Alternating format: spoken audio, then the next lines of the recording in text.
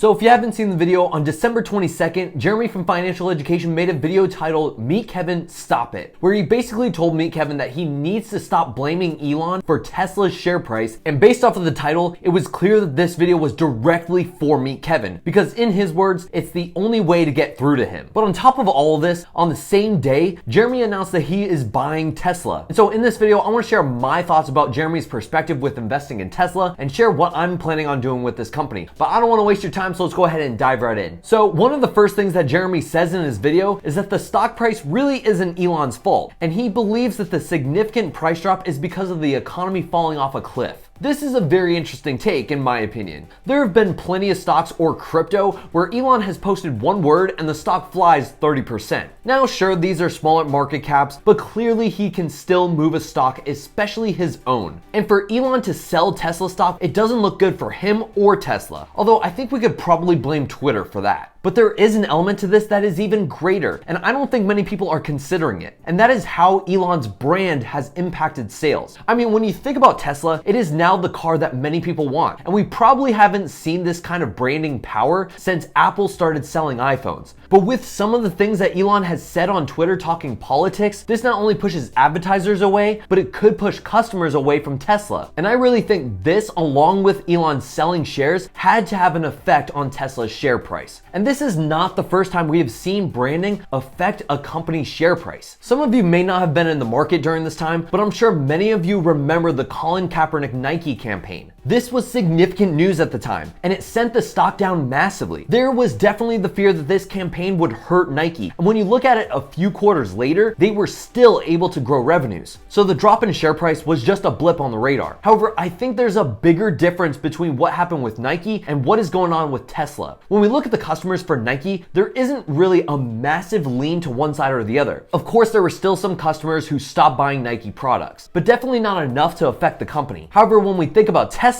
who are the kind of people that are buying EVs? Elon could be hurting some of his potential customers, and this could have an effect in the future if he doesn't get his act together. Now, with that said, I do believe he has done a much better job than a couple of weeks ago, so we will see if this remains going into 2023. But another thing that Jeremy said in the video was that there's really nothing he could do to help Tesla in the short term. Now, I really don't want to speculate, but I really think this is important to consider. When you are the CEO of an auto company that is likely to experience some headwinds going into the next couple of years, plus there are talks about opening up another gigafactory, does the CEO really have nothing to do? I mean, at one point, Elon didn't even want to own Twitter, and you have to ask what made him want to stop buying the company. But let's say we give Elon the benefit of the doubt and say that he actually doesn't have anything to do for Tesla. The issue with this is that Elon and the Tesla brand can still be affected, and some would say that his actions made it to where it might have been best for him to not even go into Twitter. So even though he may not have been able to contribute to Tesla as a company, he is always being watched for the Tesla brand. And we have seen this with people like LeBron James as well, which I know is someone that Jeremy has started to compare Elon's actions to. I mean, think about how much LeBron's brand and perception has been affected based on his actions over the past few years. Now, I'm not going to say whether or not he's right or wrong, but the moment that LeBron became extremely outspoken about his stance, he received a lot of criticism. When it comes to Tesla, people buy their cars because of the product and the brand. Honestly, I believe it is their brand that protects them so that they are able to sell expensive vehicles. This is also why Apple did so well. It wasn't simply because Apple has the best products, because there are plenty of other companies that produce great products for significantly less. So what really allowed Apple to sell their products at a premium was a good product, a good ecosystem, and a great brand. And when you think about Steve Jobs, even though he had his stances on political issues, he was for the most part apolitical as a businessman. Why? To protect the brand of Apple. And if Elon continues to be outspoken, that could hurt the brand that has allowed Tesla to sell their vehicles at a premium. But enough talking about Elon. Let's talk about the business itself. Analysts expect this company to do 38% revenue growth in 2023, which is significantly lower than the 55% they are expected to do this year. Now, Jeremy used a graph that I think needs to be looked at on a deeper level. This is the light vehicle retail sales over the past 45 years. And what we saw is during the great financial crisis from 2007 to